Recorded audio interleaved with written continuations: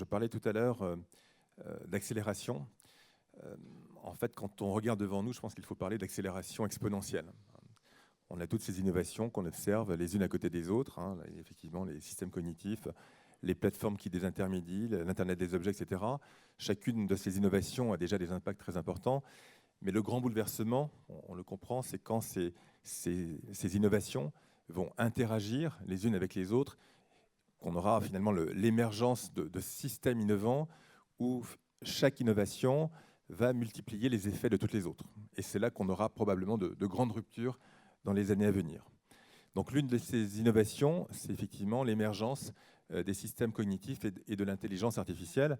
Et ce qu'on peut dire, une fois qu'on intègre cette notion de système cognitif, c'est que probablement, avec le digital, on n'est pas parvenu à la fin du voyage. Ce n'est qu'une étape pour aller beaucoup plus loin. Si je redis juste en quelques mots l'histoire de ces 50 dernières années, on est passé dans les années 60 des systèmes d'information, où finalement on a cherché à industrialiser, à booster la productivité. On est passé à l'Internet dans les années 90, qui nous a tous connectés.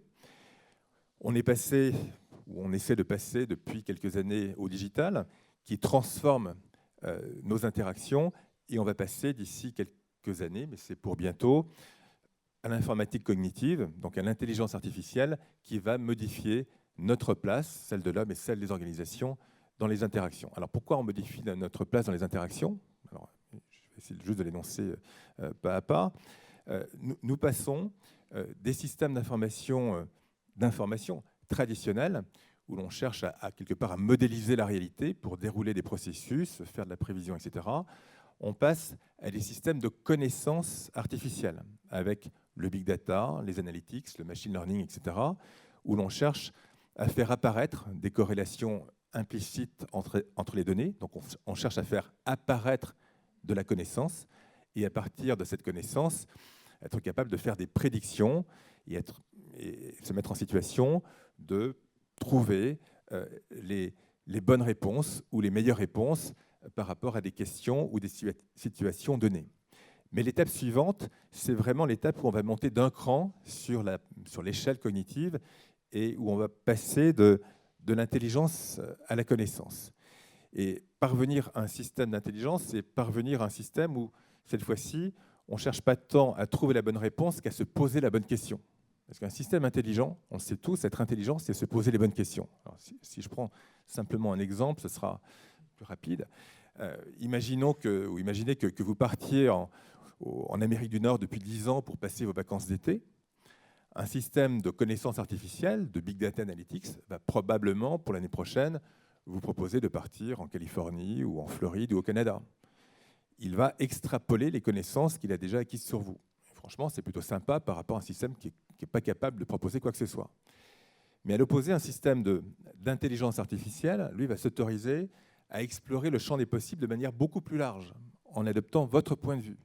Il sera capable, par exemple, de poser une hypothèse qui est totalement improbable dans un système de connaissances. Dans l'exemple précédent, c'est « et si, l'année prochaine, vous partiez en Asie ?» Et donc, il évaluera cette hypothèse en essayant de déterminer la valeur qu'elle représente pour vous, comme, par exemple, si vous n'êtes jamais parti en Asie, la capacité à vous ouvrir sur une nouvelle culture ou à en tirer bénéfice de différentes manières. Donc la rupture, elle est là, c'est qu'un système d'intelligence artificielle, il est capable, au-delà de la prévision et de la prédiction, en fait, de faire de la prospection. Il est capable de poser une multitude d'hypothèses aléatoires, et donc, parmi toutes ces hypothèses, de se poser de bonnes questions. Et quand je dis bonnes, elles sont nécessairement bonnes du point de vue de quelqu'un ou de quelque chose. Et donc, si on remet nos mots de tous les jours, ça veut dire qu'on est en train de faire apparaître des systèmes qui sont capables d'empathie. Et on sait bien à quel point l'empathie est une qualité fondamentale pour développer des relations de confiance et de valeur.